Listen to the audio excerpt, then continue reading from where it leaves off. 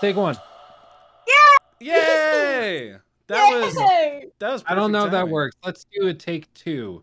Take two interactive. Oh Let's my talk about god! I thought you were being Oh, serious. Now I've been tricked. Welcome to Press Start, everybody. Oh, we have some it. things to talk about today. Let's love it. Luke and Cammy, how are you doing on this fine Saturday morning? on this fine Saturday evening, I'm doing pretty good. Oh, good, good, good. Lovely. Lovely. I've got a baby. A little baby. Oh, a That's a baby there. terrible accent. You've got a That's a bloody baby terrible. there. Are you kidding me Terrible. Oh, with your bloody baby? baby. That's Isn't more it? accurate. There you go. Isn't that In a Isn't it. it? baby? In Well, it. Isn't it? Anyway, yes, I'm doing good. I got a baby. He is in quite the mood, so I might have to bow out occasionally. He's trying though. He just ate some, so we'll go for it. We'll try. But I'm here with a baby. I'm here with a lizard who is hiding underneath his ramp and dogs barking outside. So it's a is good that a day. euphemism? No, My it's an actual dog. my lizard's hiding Oh, underneath my ramp. the lizard's under his hammock. Yeah. It probably is a euphemism, but it's actually true. He is hiding under his hammock. Well, wonderful. Well, Luke, you gave us that wonderful introduction today, and you've said that you have some interesting insight about this issue with Take Two coming after It Takes Two, because in my mind, in my simpleton mind, the names are similar, and so they have legal recourse to take down a game's title and make them change it. But fill us Yeah. in, Luke. So you are right. So they basically what happened is Take Two Interactive is going after Hazelight Studios' title, It Takes Two, because they feel it infringes on their copyright. So copyright and trademark. I think the trademark is specifically what they're going after for this. So um the way this has been framed by most of the gaming media is that it's the big guy going after the little guy. Even though in reality it's kind of like Take Two Interactive versus EA, because EA is the publisher who's doing all of this. So it's two gigantic multi-billion-dollar corporations. EA is the bigger of the two. So if you reframe it like that in a less convenient way for the narrative, it's the little guy taking on the big guy, but that's beside the point. The way it's been framed mostly has been that Haze Light is a team of less than 100 people. Take Two has around 5,800 employees. I mean, again, if we reframe it, like EA has something like 13,000. So it just depends on how you're trying to approach it. But fundamentally, this is a disagreement over the trademark. The term Takes Two was first coined in 1952 when it came out. Was it a song, Takes Two to Yes, Tango? Yeah. it Yeah. was a song. Yeah. So that came out in 1952 and kind of popularized the term. It Takes Two, parentheses, baby, came out in 1966. And Take Two Interactive was founded in 1993. Now, the reason I think so many people are ticked off by this is, for one, Take Two Interactive has gotten a fair amount of bad press in recent weeks and months because of all of the Grand Theft Auto trilogy collection crap that they tried to pull with games that were just rushed and not anywhere near ready for release. Um, so people are already kind of ticked off at them. And then now they're going after one of the most beloved games of the year, trying to get its name changed or seek compensation of some sort. And just swallow my tongue. They're trying to do all of this seemingly at the worst time they possibly could in the year, out of nowhere. Now, where do you guys land on this before I put in the corporate finance college grad simp guy perspective in? Like, where do you land on this? Cammy, I'll let you take it first. I mean, like, I have no idea how copyright and trademarking or any of that works. So in my head, all I think is, for crying out loud, is it really that important? Like, it's a game versus a company. It Takes Two, Take-Two Interactive. Like, isn't copyright based on like the likelihood of getting something confused? Well, so it depends. Like copyright usually has to do like it can apply to intellectual properties, it can apply to ideas, formulas, equations, algorithms, things like that. Trademarks usually have to do with the name or the brand. So with this, my understanding is they're specifically going after the trademark and trying to defend the trademark of It Takes Two of Take Two Interactive, saying that It Takes Two is infringing on that trademark, could confuse customers, clients, the general public who's not informed on video games, things like that. And they could start to believe that Take Two Interactive, this is their game because it's called It Takes Two. It's not to say that smart people would be tricked or deceived by that or confused by it, but it is to say that there's a possibility it could happen, which is most of what they're going after and arguing based off of. I mean, I just think get over it. I mean, I Okay. don't I don't have a lot to Well, say. I, Do well, pin. I want to put a pin in that phrase. Get over it. Okay, we'll Okay, come back to get that in it. just a second. It's Jacob, where are you? specifically Take-Two Interactive should get over it. I should make it clear who Okay, I'm talking about. It Yeah. Takes Two should get over it. Pin. Jacob, where are you at? Well, so the way I see this, they're both big companies in the grand scheme of things, sure. And they probably have a case for the trademark, like in some way, because it's like because ideally the trade is the video game industry, and so I guess I don't know. I you could probably get that. Probably, but I can't keep. I'm still thinking about. You guys remember that scene in Better Call Saul? Have you guys seen Better Call Saul? Where Jimmy McGill goes after his brother's law partner Hamlin, by like dressing up as him and putting up a billboard that he drives by every day of him dressed up like Hamlin promoting his own law practice. It's hilarious, but they do like a little discussion on it. And I've always seen like copyright law, trademark law, all this stuff.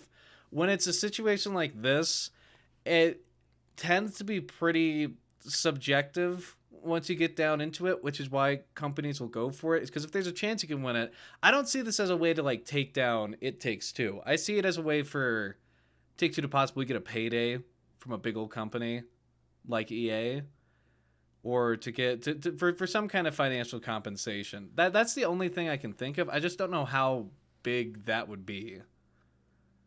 So what if I were to tell you that they're doing this for no reason other than legal obligation?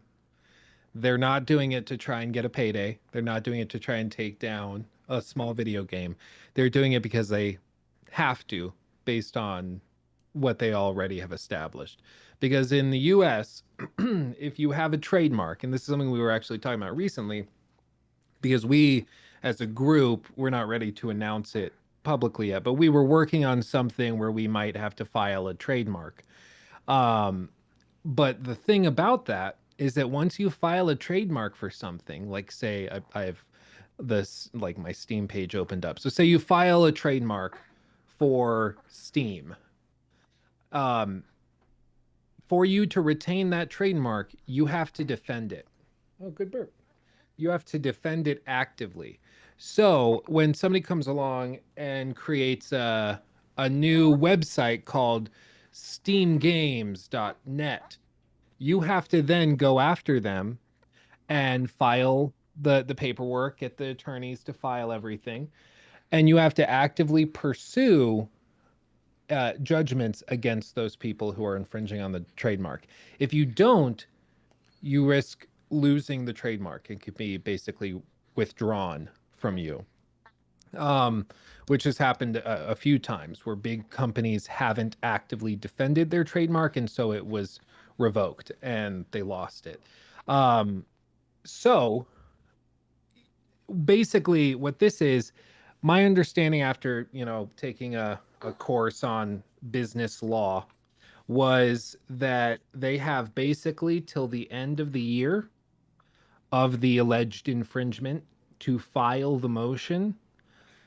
And if they don't do it by the end of the year, then for one, the case that they are actively defending their trademark becomes very shaky, because you can say they waited a year to file this and they knew it existed. So they're not actively defending it, which the court could say, yeah, they're not. This is petty. So we're just going to withdraw the trademark, which for any major corporation that's worth more than like $1 million, you just can't have your trademark for your company's name withdrawn. It just doesn't work. You can't do that. So for this, it's not that they hate It Takes Two. I love that game. I think it's taking my game of the year. I think it's fantastic. But this isn't them going after the little guy, or just trying to punish them or get a quick paycheck from EA. This is because legally, if they want to retain their trademark, they have to demonstrate that they're actively pursuing possible infringements. And this could constitute it, because it does include, like, it is similar. It Takes Two and Take Two Interactive, even if it's petty, it's similar enough that they need to at least file the motion. Doesn't mean that they'll actually pursue it actively. Doesn't mean that they're going to pursue some big payout or judgment. Not necessarily. Maybe they will, but not necessarily. They're doing this because legally they hold the trademark and they have to pursue and protect it if they want to keep it. So, like Cami said, to just get over it, they can't actually do that without potentially losing their own trademark to their company name. So when I like saw these articles coming out, like I don't know. It's so easy for people to just hop on the instant, like, see big corporation bad and evil, which I understand that sentiment, but it's also more complicated than just, see, It Takes Two is just disgustingly evil and they're going after the little guy. It's actually a little more complicated than that. So does that make sense? Did I? Does. I now have questions. Yes. Okay, so first off, there is a TV show in the UK called It Takes Two. Now it's a dance show. It's like the side show to our version of Dancing with the Stars. Okay. Is that why Take Two Interactive has never gone after this TV show? Because they're in different, like, dancing video games. I'd I say would that's say very likely yes. why. Well, good Okay. coffee.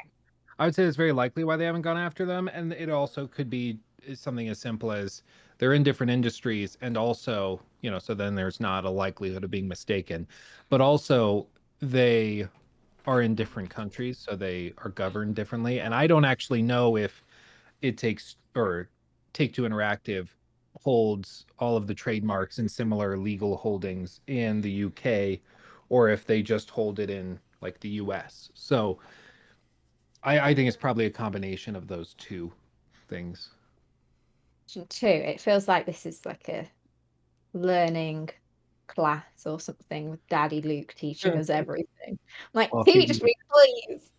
well, Um, we talked about this on stream like this week, because we were responding to some Twitch streamers who were just like throwing out the slogans of, I think it was something like, Elon Musk hasn't paid tax on the $80 billion he's made this year. And I was like, that just, like, if you say something that stupid, it just shows me that you don't understand like tax law or the implications of what you're actually asking for. Because it's not that simple. Like, if you own a house that's worth 100 grand, and then the house becomes worth $150,000 by the end of the year because the market's good, you hold an asset, that asset is worth more over time. Are you saying you should pay tax on that 50%? Well, if that's the case, you might have to sell your house to be able to pay for the tax on the house. Like your paycheck didn't increase.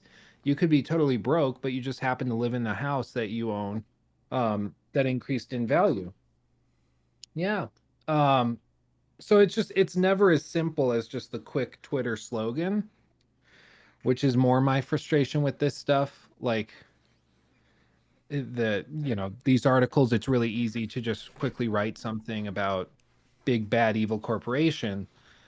But while I think there's many issues with modern corporations, I understand them at least to a greater degree than most of these people that are ranting and raving about them. So my next question, Well, yeah. if Locke is okay with me asking it, he doesn't look convinced. He's Um, got trouble. he's got a bubble, bless him. So if this is an example, that makes a lot more sense. That this is an example of a company having to just do this because they're obligated to, and because they're so similar and in the same sector. It's like, well, we kind of have to. A couple of years ago, Hugo Boss, the fashion brand, the fashion company, went after a small independent brewer in somewhere in the UK. I forget exactly where it was, called Boss Brewery. And Hugo Boss went after Boss Brewery. So that, I'm guessing, is an example of, okay, that really is a big corporation going after a little guy because they can. Because in no world is Hugo Boss gonna make beers. But Hugo what if Boss, people Boss buy his beer Brewery. thinking it's Hugo Boss beer? They're using our brand, Your Honor. They're to sell their crappy beer. They share the word boss. You can't use the Boss. word frappuccino Yeah. at your coffee shop. People will think it's Starbucks coffee. Are you insane? Yeah, that So actually is something they've said, yes. They've done that, yeah. But that does absolutely happen. And this isn't to say, like, just explaining why Take-Two Interactive is doing this isn't to say that there aren't occasions where corporations definitely yeah, overreach and take advantage of the fact that these little guys don't have the money for huge teams of lawyers who can make something last. Like Tiger King, we were just talking about that. Like Tiger King, Carol Baskin sued Joe Exotic because he, like, sort of for a meme, created a logo for his zoo that looked like hers just to like piss her off. And she filed the lawsuit. She's got money. She owns a lot of rental properties. They flipped a bunch of foreclosed houses. She's a real estate player. She has money. And she said, I don't care how much it costs. We're going to take down Joe because he doesn't have the money to fight this legal battle indefinitely, which is what happened. She just drained his funds so he couldn't fight it anymore, and eventually had to relent. In his case, he transferred the park over to Jeff Lowe and like all that other stuff they talk about in the show, eventually culminating in a law or a judgment for about $1 million. But even if the judgment hadn't come, if you have the money to just keep your lawyers in the fight, just to just keep delaying things and pushing it back and pushing it back and pushing it back, if you're dealing with a small studio or a small company, they don't have the funds to go up against one of these huge corporations and their teams of lawyers. It's one of the big problems with modern litigation is that it costs money, and a quality defense is an issue. It's the same issue with like slap lawsuits in the US, which is something that a lot of big corporations and like Donald Trump was criticized for doing this, where he just would, like, if he was insulted by an article, he would file lawsuits against the journalist and the journal and the newspaper and the magazines they were published in, and then also against the website hosting service for the website.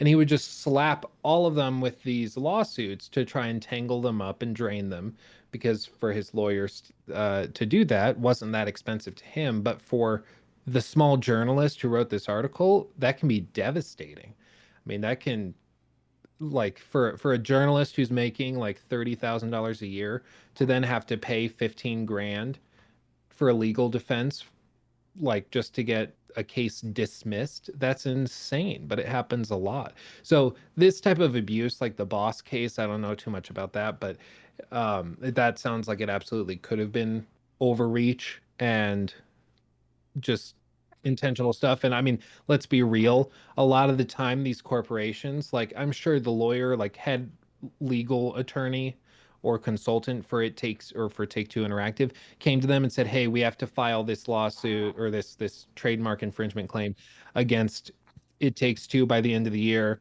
for this, and this reason." The executive signed off on it because his lawyer told him that's the case, and they went about their day. Same with Hugo Boss. I'm sure their lawyers told them, we need to do this, absolutely, even though probably they didn't have to, because like the lawyer who's telling him we need to do this directly benefits if they do. So you get some overreach on the part of the lawyers, absolutely, because they have a vested interest in, you know, being busy and filing a bunch of stuff. So yeah, it's just a mess. Or you know. The more you know. Well, so I'll say we can cap things off with this, and we can move on along. Luke made the comparison to if someone were to put up something like Steam Gaming or something like that. Well, one thing that makes me think that this is overreach by Take Two would be that it's one thing if someone named their studio It Takes Two Interactive, It Takes Two Studios, but when you're naming a product, no one buys. There's barely any Take Two branding on most games, if you catch my drift, in the marketing ploy for things. But that, as far as the trademark is concerned, the more visible your company is, which multi-billion dollar corporations, whether or not the general public can tell you what the name of the publisher is, they're visible.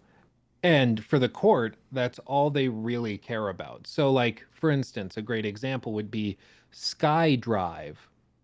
SkyDrive is what Microsoft called their online storage solution until um, they were sued by, oh, who was it? Something, it's like an airline or something Sky. And so they had to change the name from SkyDrive to OneDrive. And No Man's Sky was actively being sued for having Sky in their name, even though clearly they have nothing to do with each other.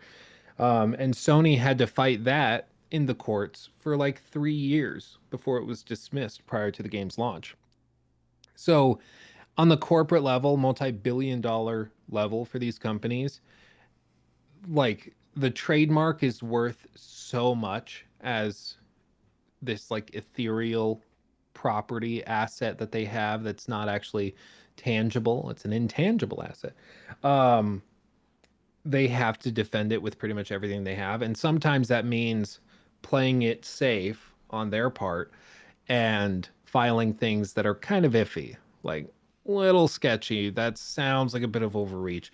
But from their perspective, it's better to be safe than sorry. Same with Steam. Like if a like clothing manufacturer came out and branded themselves as Steam.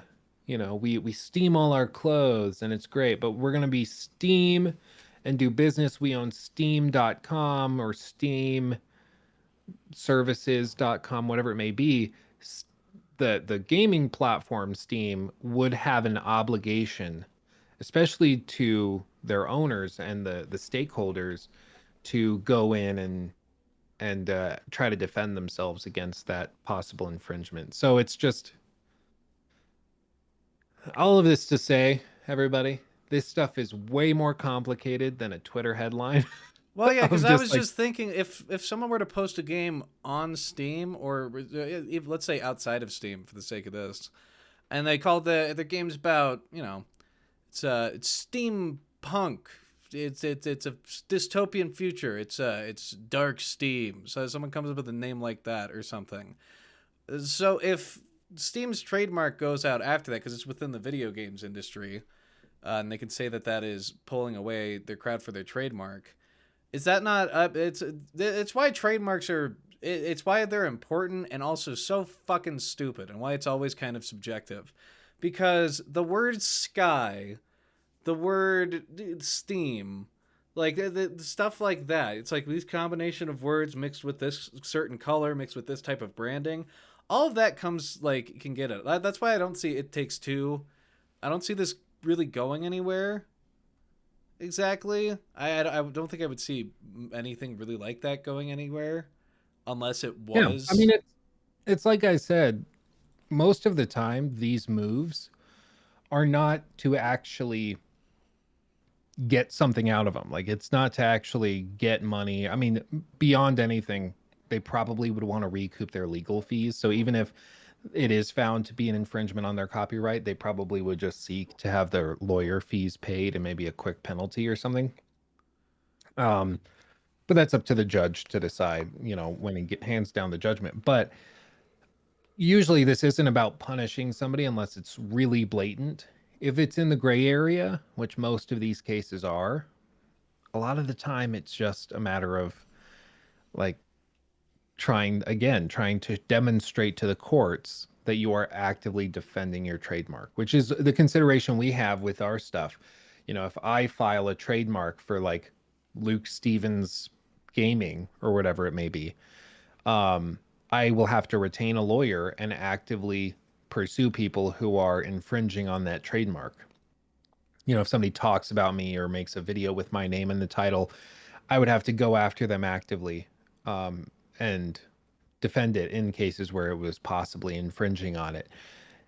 So like in that case, as a small business, it probably wouldn't be worth me filing that trademark. But these big corporations, they file this stuff and they know the consequences and the necessary steps to retain that trademark, and they're going to take those steps. So yeah, yeah.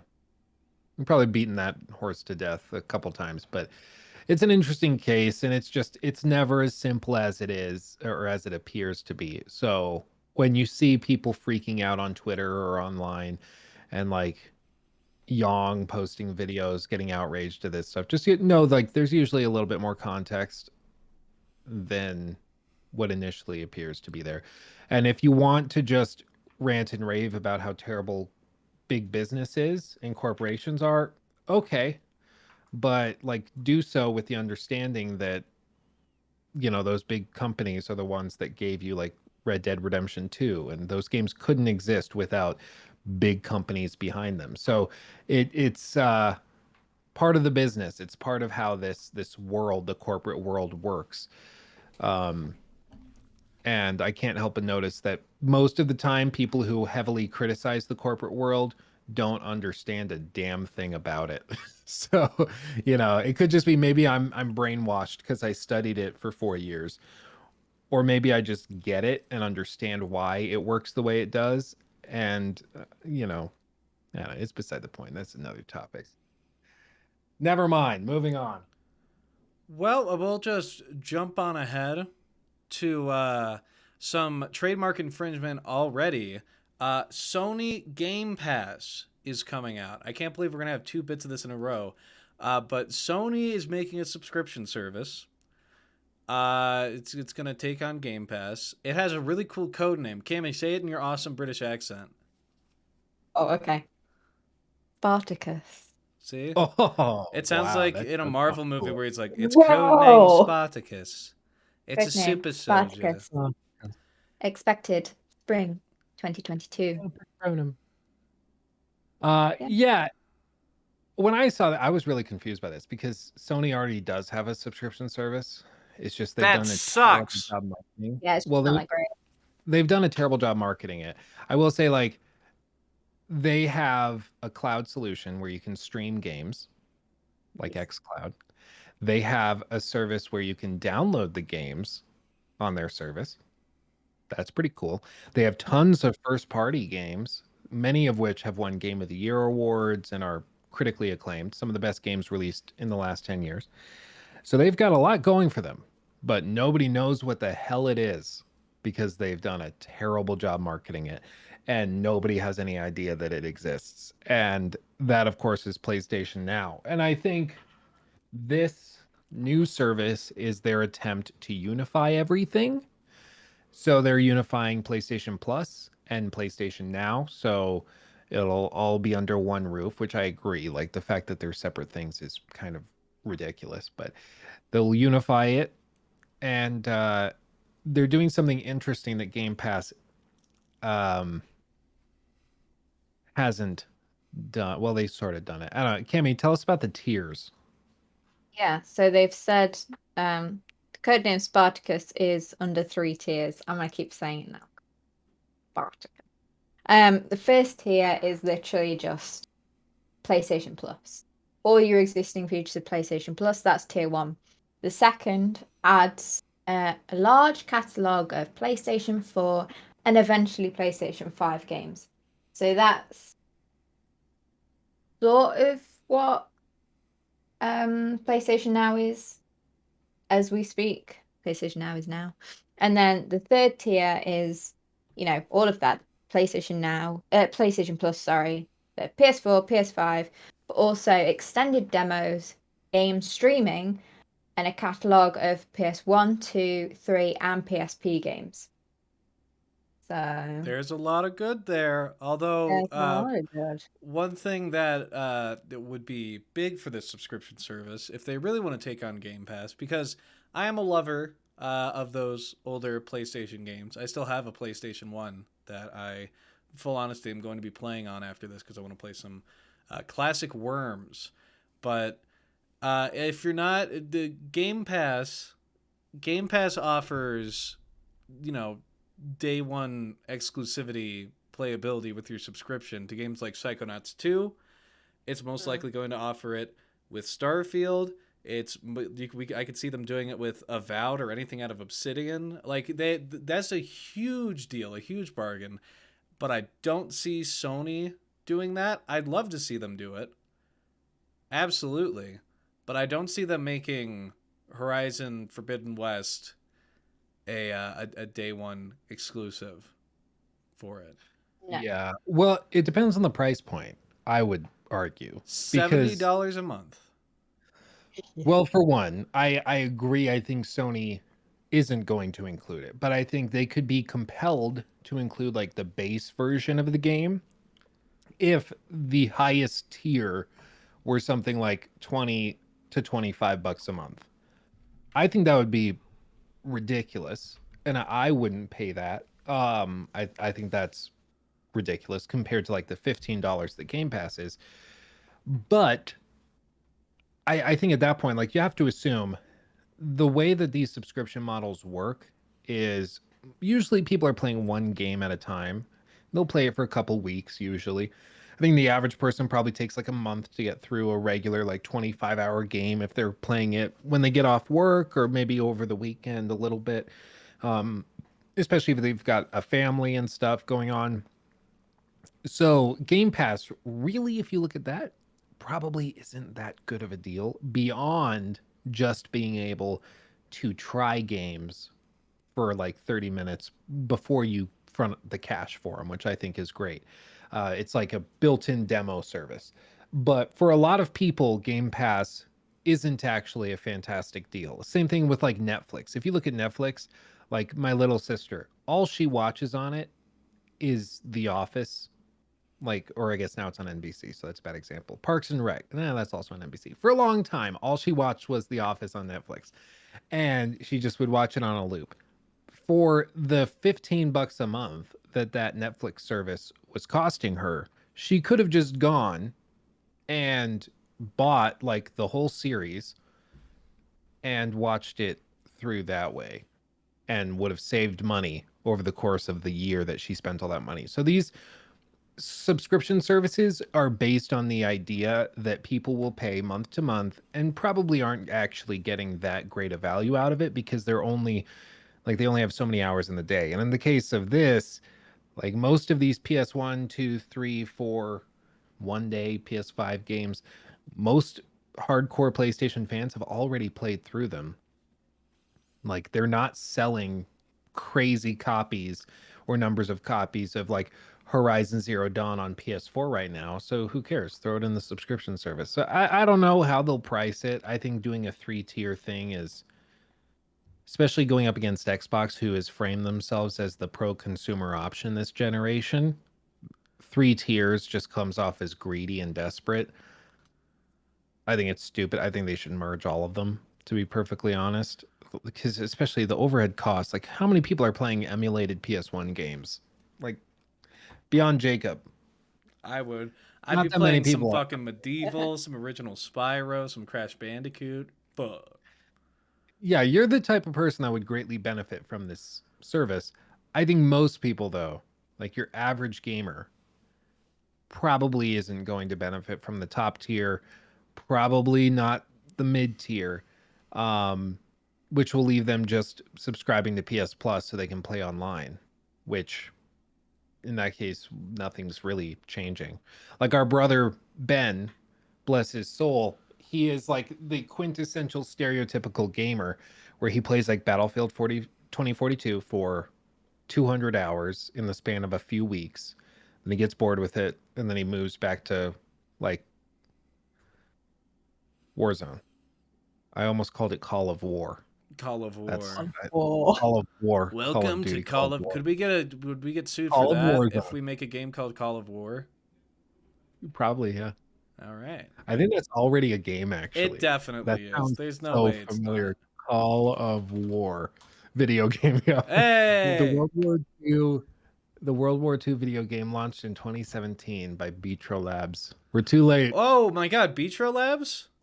Yeah. I have no idea who that is. They're rip-off artists. I bought it then. I was Well, like, hey, wait, what? Hold on, gang. I know this is the third week in a row I've had to do this, but my lunch just arrived because I get That's lunch right. ordered in. But this is the Oh, best. carry on. I'm gonna show it to you. This is the best thing in my entire state. It's the best food in my entire state. I'll be right back. Now I'm interested. Get your hopes up. Yeah. Here it comes. Okay. While he goes and gets that, one thing I will say is if they make the first tier cheaper than what PlayStation Plus is now, then it would be beneficial because when I saw 3 tiers, I didn't think of it as greedy. I thought of it as like, oh, okay, so I won't if I don't want the whole package, I won't have to pay as much. Mm-hmm. Instead of like, oh, they have 3 whole things on offer. I'm like, well, if I only want PlayStation Plus, they're not going to make me pay for the whole thing then. Thanks. Maybe that's just me being a bit optimistic. I don't know. Yeah, I see what you're saying. I guess there could be a way that they could frame this that could actually Benefit them. Like, people. you know, you only pay for what you want. If you don't want the whole extended demo thing, we're not going to make you pay for it. It has to be a buffet, and you have to go in hungry. That's the key with all this subscription service stuff. If you gotta have a big empty belly and be like, I'm going to eat fucking everything to get your money's worth. Just download everything. Download it all. Get a In a 62 big 10 terabyte. Yeah. A 10 terabyte hard drive. And just go ham. Show us the food, Jacob. Do you want me to show you the food? It comes in a trash bag to lock in the flavor. Oh, quality. It's I didn't go crazy with it today because of course I'm saving money for the holiday season, and Saturdays I let myself order something in. And there's a place, I'm not gonna say the name of it because I don't want to give up where I live. Oh no, I think he dropped it. No, he didn't. It just has so much flavor. They're street tacos. I mean, don't you see it as an issue if you can't tell whether or not it's been dropped? Well, that's I was thinking that's the most American thing I've ever heard. No, is it dropped or is it just all the flavors? It's gonna be hard for me. It's gonna be hard for me to because what they do is they set up the 4 tortillas, and then they'll they like layer it on. So you kind of have to like it's like it's nacho tacos almost, except without that stupid cheese. They're just little 3-ingredient tacos. Nothing too crazy. It does look very good. With some I did cilantro go to a lime. place in Denver. It was close to my office when I was doing commercial real estate. And they had some of the best like street tacos I've ever had in my life. And they also combined them with like $5 margaritas. It was wonderful. You need a margarita, sir. You go. He has LaCroix. The white man's margarita. LaCroix. No, the white man's margarita is a margarita. Yeah. I should say Yeah. too, usually when I order like chicken and stuff, which you guys, if you're a frequent watcher of the show, this video game news show, you know that I like to order like chicken. Yeah. That's usually like $20 to get ordered in. This is only 10. Like $10 for No delivery. brainer. Fuck. That's real good. It's the best. And hey, speaking of the best, we're about to hear about the best of the best at the Game Awards, where Jeff Keighley is going to tell us all about his favorite times with Hideo Kojima, his favorite ways to kiss him, his favorite moves to put on him. He has one called the spinning top. I can't talk about it here for trademark reasons. Jeff Keighley's got the trademark on that. We But already have so this situation, I'll be honest, I didn't read up on this one too much because anytime I want to be a kind man. I want to be, as much as I make fun of people, I'd like to be a kind man. And Jeff Keighley is the easiest target on the fucking planet because he's a 12-year-old in a 50-year-old's body. And so I stayed away from it. I was just like, fuck it. Well, you know. So why don't you guys explain this situation a little bit? One sec. How old is Goff Keighley? What? We looked it up last week. I think he's like 46. He's 42. Oh, He's well. 50. Grand. You're aging the poor soul. He's aging. I said he has the brain of a 12-year-old. I don't know if that's a compliment. He's mentally limited to a 12-year-old. He's capped. Yeah, so basically what happened, it was originally reported by a few people familiar with the situation that the Game Awards wouldn't take sides on the Activision situation. So, in other words, they were just not going to address it. They weren't going to bring up that every major game developer and like manufacturer, every major platform, Xbox, PlayStation, Nintendo, they've all come out and said that they are deeply troubled with Bobby Kotick still being in position. They think that he needs to go, blah, blah, blah. So it was all reported that he was just going to stay out of it and not address it, which we'll get to why that's ridiculous. But then Jeff said on Twitter, quote, "Beyond its nominations, I can confirm that Activision Blizzard will not be a part of this year's Game Awards. There's no place for abuse, harassment, or predatory practices in any company or community. I also realize we have a big platform which can accelerate and inspire change. We are committed to that. But we all need to work together to build a better and more inclusive environment so everyone can feel safe to build the world's best games. All of us are accountable to this standard. Incredible games and talented developers who build them are who we want to celebrate." Which, again, like saying that they're not going to be a part of this year, like it's not their fault that they didn't release any quality games this year. Like the Game Awards, yeah, they're not going to be part of the show because they don't have anything going for them. Yeah, like you're kind of proving the point. But it's also worth mentioning that Rob Kostich, who is the president of Activision, is on the advisory board of the Game Awards. And to this day, he's still the first person on the list when you go to that on their website. So, like, no debate, he has influence on the Game Awards. When they go to major industry figures for advice, they receive advice from their advisors, one of which is the president of Activision. So it doesn't surprise me. Like, I'll speak my piece, then you guys can rant about it too. I don't know. Jeff Keighley, Geoff Keighley, has been the Dorito Pope for almost a decade. He has always done this. He's always taken the side of big corporations to further the Game Awards. He knows how to play the game, and the game is usually to just not criticize anybody real heavily unless they are like not useful to the Game Awards at all. So people pointed out that he had no problem calling out Konami when they were allegedly mistreating his close friend, lover, Kojima, and he had no problem calling them out and saying that the industry needed to do better and that they didn't stand with that, and he had no problem calling him out because it had to do with his lover. But so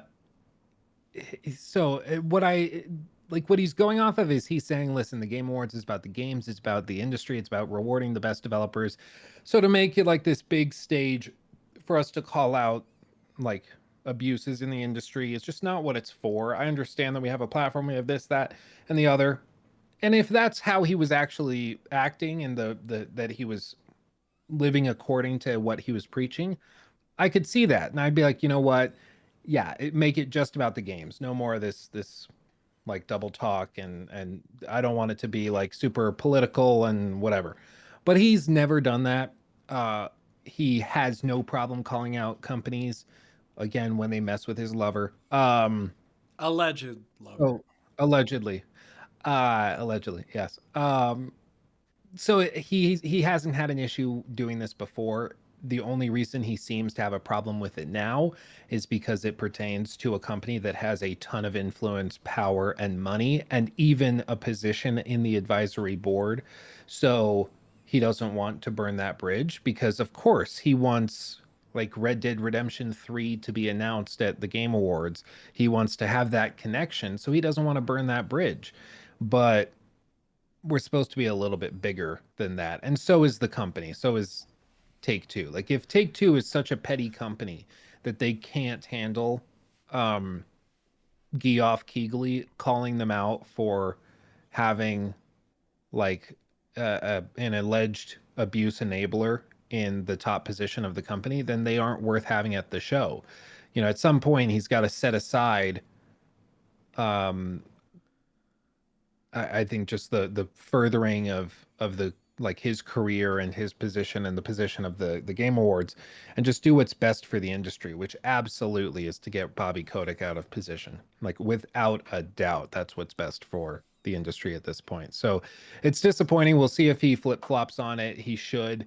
I think everybody would respect him a lot more, myself included, if he did come out like first thing first and say we are highly disappointed and we would love to see change at Activision. I'm sure they won't say like Bobby Kotick, tear down your wall, get out. I'm sure they won't do that, but something even just so it's clear, F you guys, that's it. And then we move on with the Game Awards show. I think that would be absolutely fine. But Man, yeah, he'd have to I'm do not, a I'm not, lot more to get a little I'm bit not of respect from angry. me.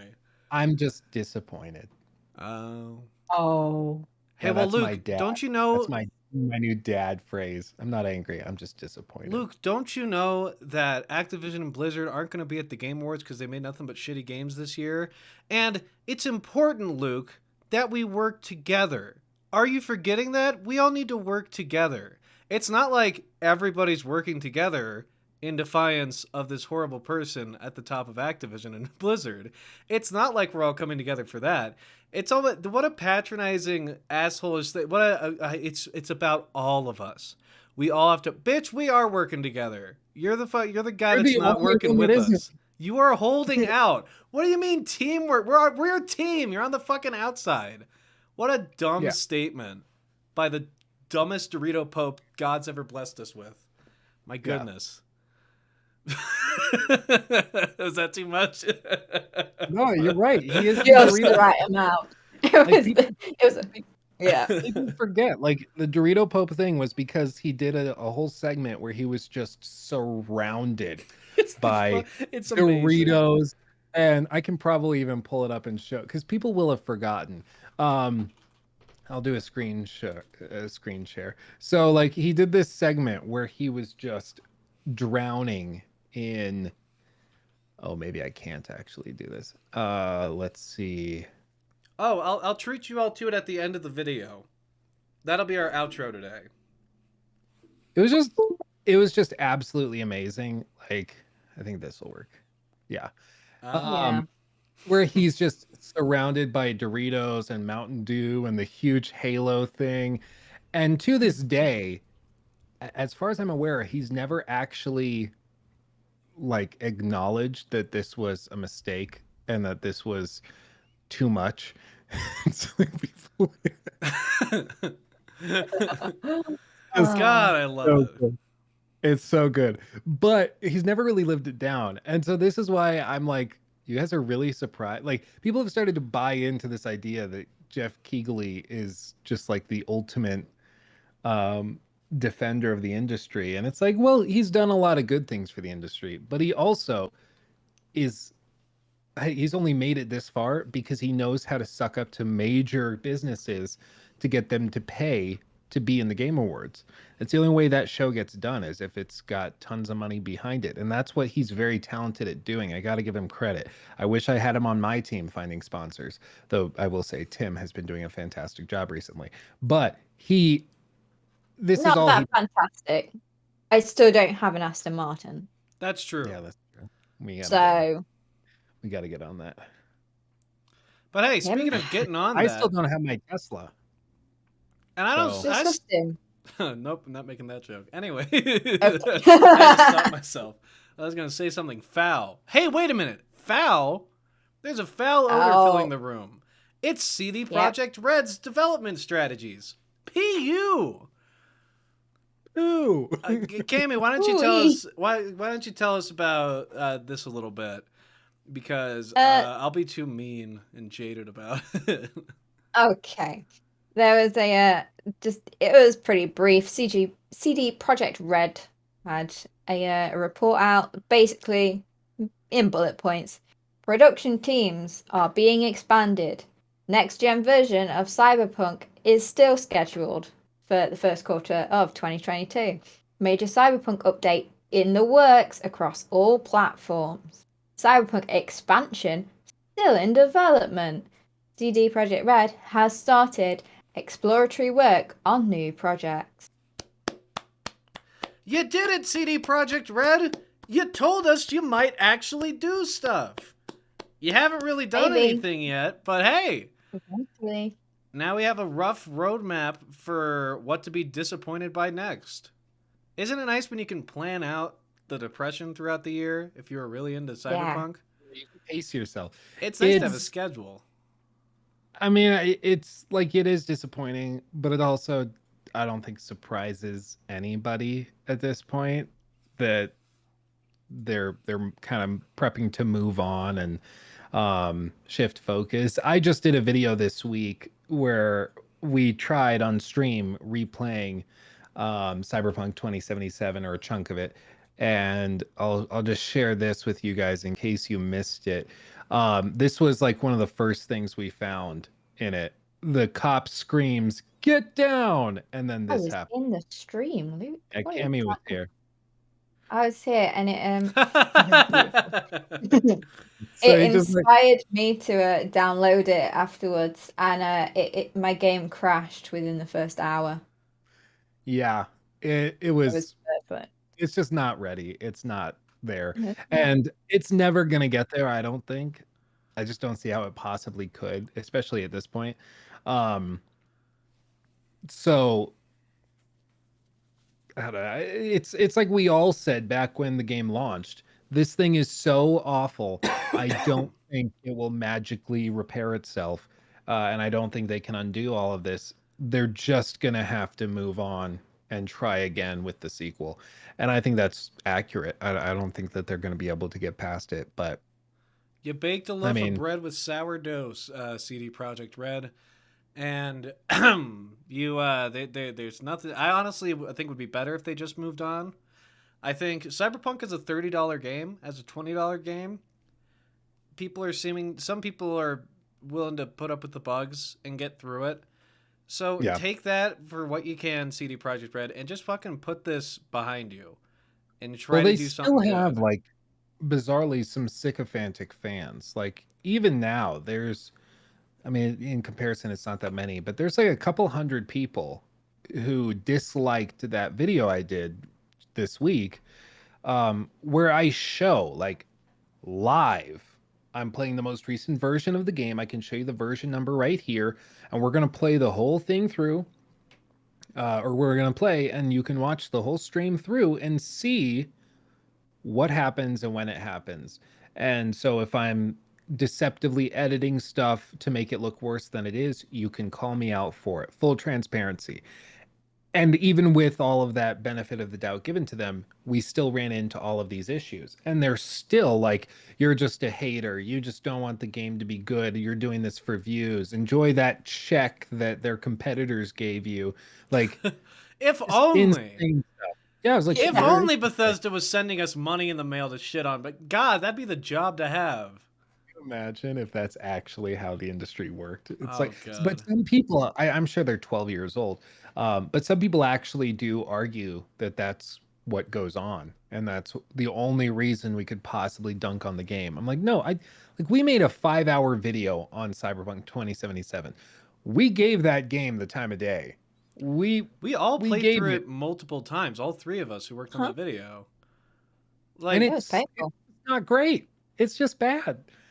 Like Yeah. we said, I think I even said it in the video, and Cammy was in the stream, so she probably heard me rambling about it too. But um, like I know this game better than I think the overwhelming Mm. majority of the people watching know the game, just because you kind of get to know it really well when you make a video like that.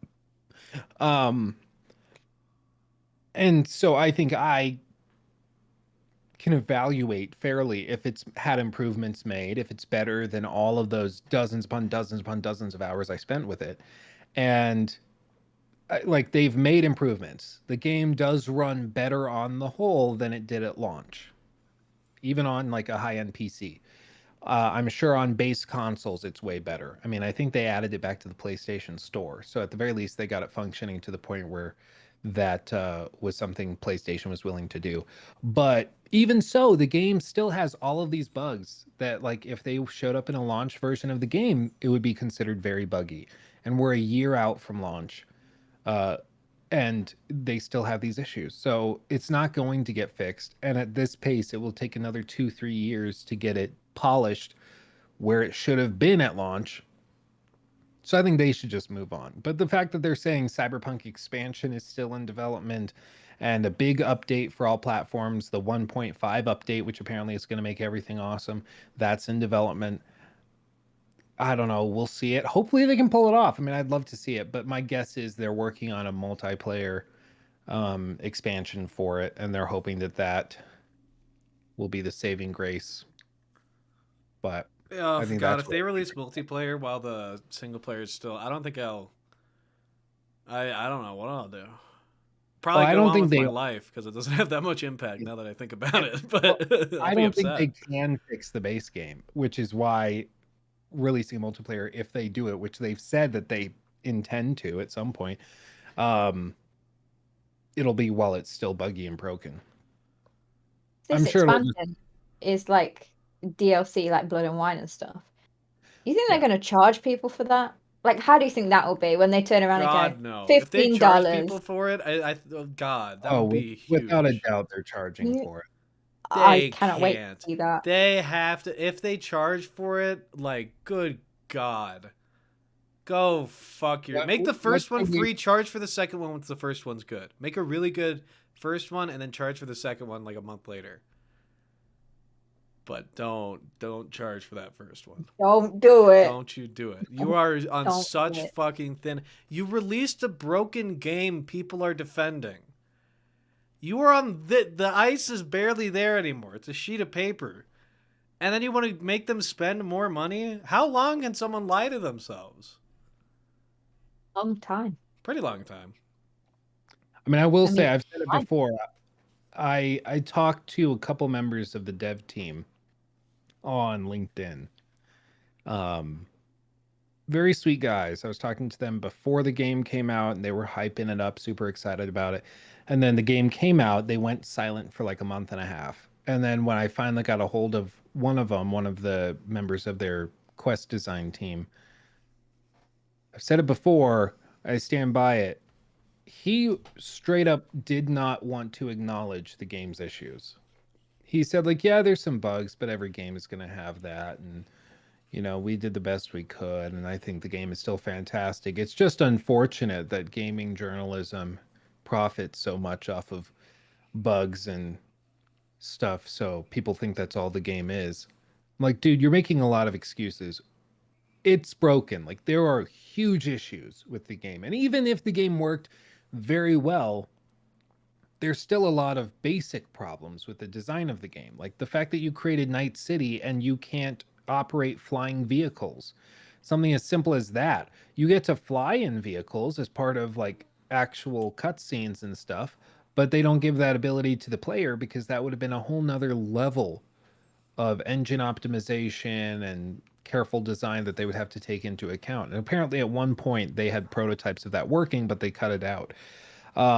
Same with like, I think they Wall had wall running. running at Yeah. one There's a point. bunch of stuff that got cut. They just were too ambitious. Then they were like, shit, all right, I guess we got to actually ship a game. And it just, like, this is what it all stems from. And so in their minds, they're like, yeah, well, we had a lot of stuff that was going into it. We had to trim it down a bit. But you know what we're left with is pretty good. It's like, yeah, okay. But you realize it still has to work, right? It still has to be a playable game. I don't know. It's just, it's disappointing. Yeah. I say fuck you to Cyberpunk. I'll just play something else. And if you're liking it and having a good time, thank God. Because God knows we can't right now. And you are a stronger person than us. But hey, But don't get on my case for criticizing it, you know? yeah, just play the 'Cause game. the issues are there. And to ignore them, like if you have the tolerance to look the other way and enjoy the game still, that's great. But to downright delusionally ignore them and pretend like they don't exist makes you the idiot. So let's get that out of the way. We're a different kind of idiot for not being able to enjoy it. But Yeah. hey, you're a bigger idiot, buddy.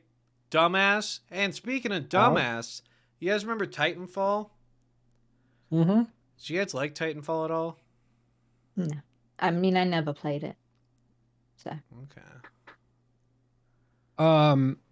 I got it off of Game Pass because everyone was like, it's amazing. I played like 2 hours of it and then stopped. And I haven't had the urge to go back. I think it's just fine. I don't think it's anything crazy, but I see the appeal. Well, you won't be able to see the appeal for much longer because Respawn is discontinuing new sales of that bad boy, and it's going to be taken off of all subscription services on March 1st. Are they prepping for a release of Titanfall 3? Nope, they just don't have to deal with it anymore. After that Titanfall 2 business, it is just it's time. It's going the way of Battleborn. Titanfall 2 was like one of the best shooters ever made. And that may be true. And even if it is true, like let's say it is one of the best ever released, it still has very little mass market appeal. People just aren't interested in it. Like Apex Legends, people were interested in that, and that did very, very well. But Titanfall 2 by the same guys just didn't have a connection. And then like the Star Wars Jedi Fallen Order, that had mass market appeal. People like that. So at some point you got to accept, like, even if the game is really good, if people don't want to buy it and don't want to play it, you just got to accept that and move on, you know?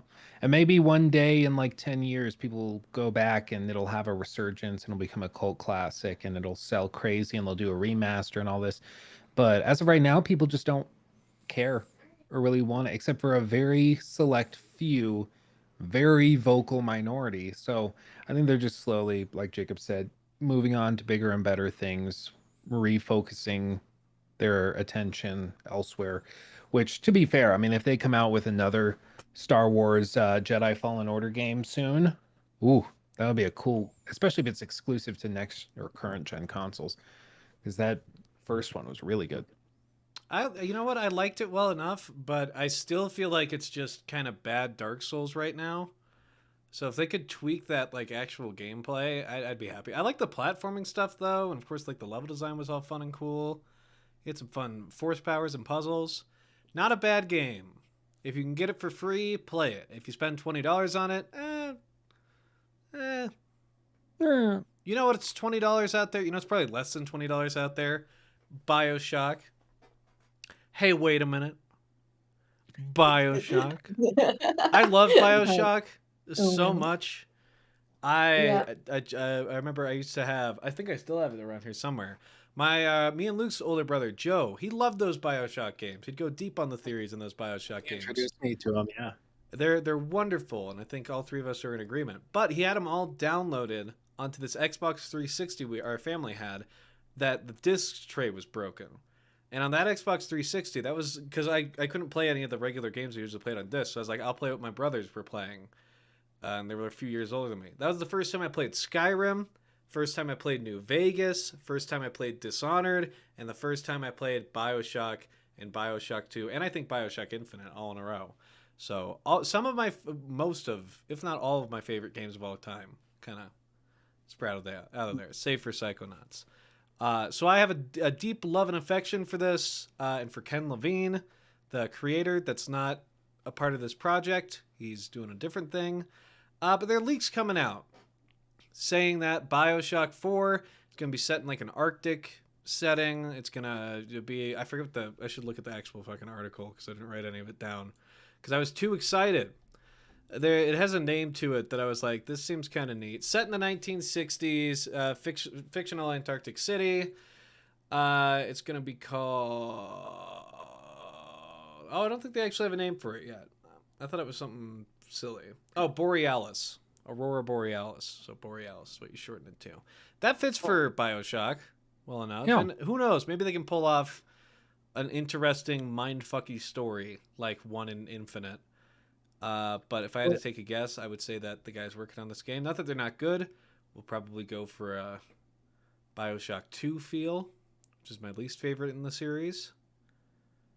But that's okay. Yeah, it's people, like, I was baffled why they just seemingly like haven't touched the franchise in a decade. And Infinite was very highly regarded. People really enjoyed it, thought it was groundbreaking, gorgeous graphically. Like, it was a phenomenal game.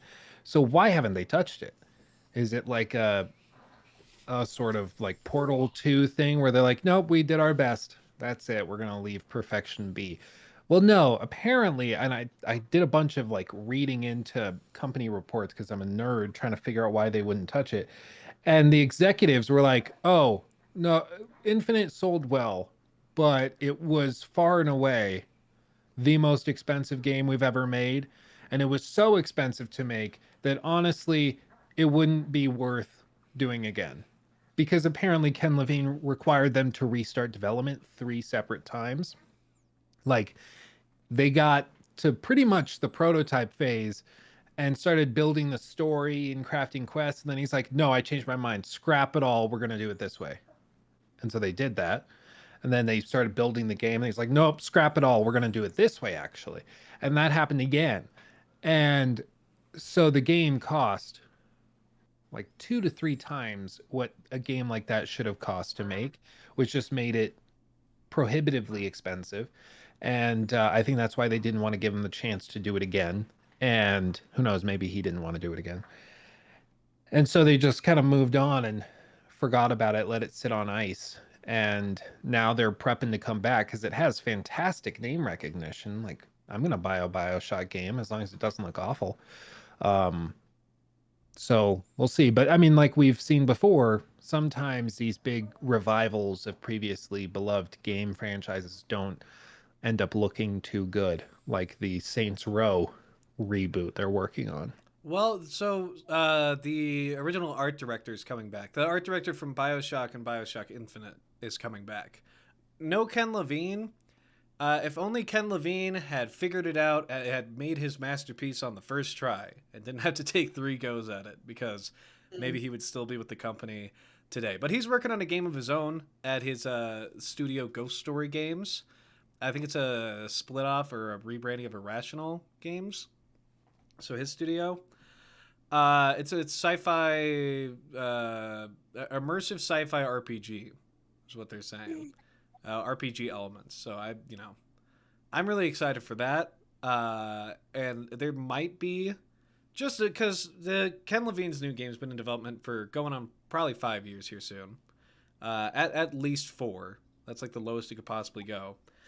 This Bioshock game's been out for a while. Now that we're starting to see key art and rumors of it coming to the Game Awards with the basic trailer reveal, nothing crazy.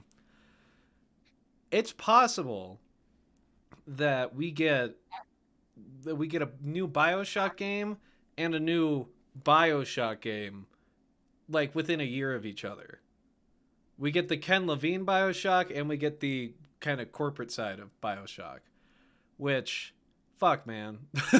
It'll be a good year if we get, because I imagine 2020, Well, that's the thing. 5 years of game development is a long ass time, especially, and if you're making a game like Bioshock that's somewhat linear, there's rumors of this new one being developed, the actual Bioshock 4, not the Ken Levine one, being somewhat open world with like some side quests, and I think you could Didn't they do. also weren't they also saying like it might have co-op or something? It Like there could. was It something could all be fucking nonsense. But that's the thing. If you're gonna do Bioshock 4, I would say try to make it your own. Don't try to match what Ken Levine was doing, because it could cost a lot of money, and you could pretty easily fuck it up because he.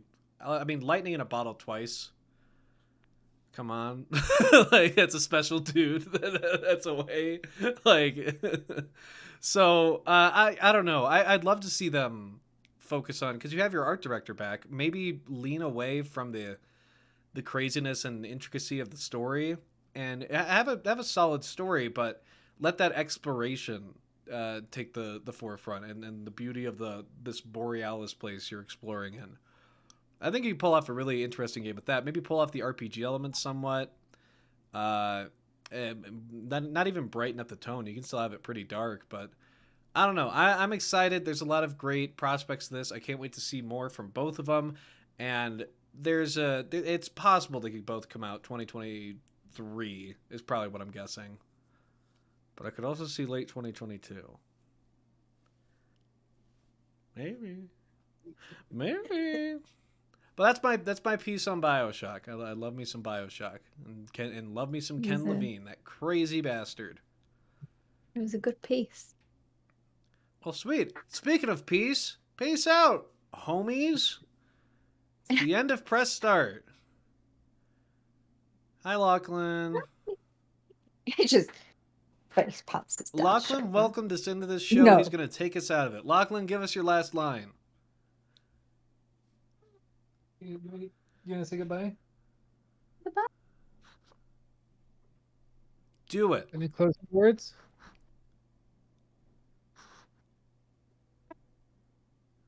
That was a little something. A little squeak.